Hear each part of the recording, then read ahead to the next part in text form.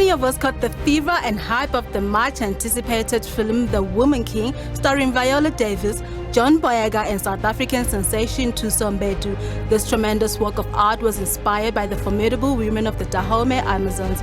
Dating back to the 18th century, they are said to be the only all-female fighting force documented in modern history.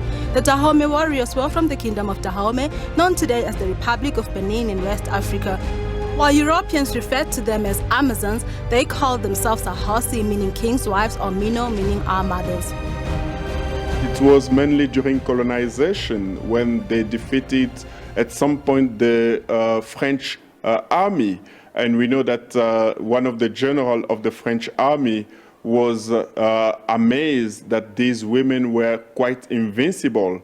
And the reason for that is that he had to struggle for that day, and he called it the most atrocious day of his entire career. And also at the same time, these women, they played a role in such a way that as they were fighting, they would fight body to body, so that they were actually defeating their opponent. That some of them had a lot of training.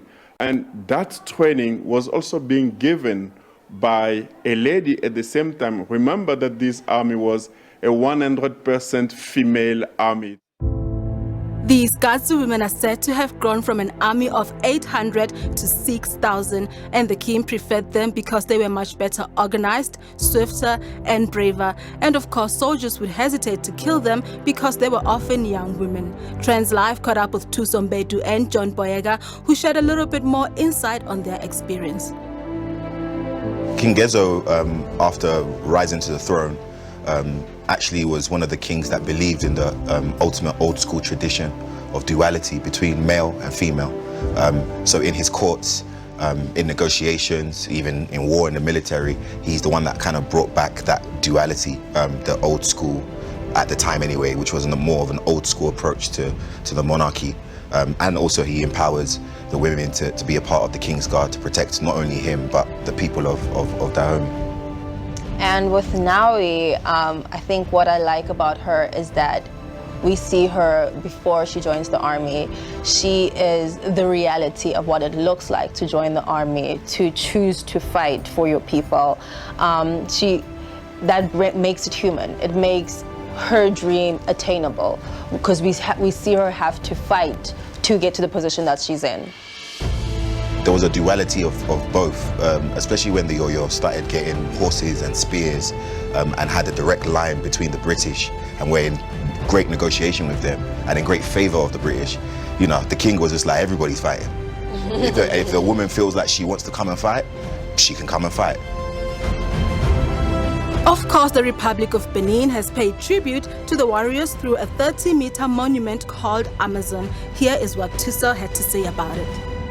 Akiva, who was production design for our show, he went after, I think, we were wrapping, and they already started building the statue.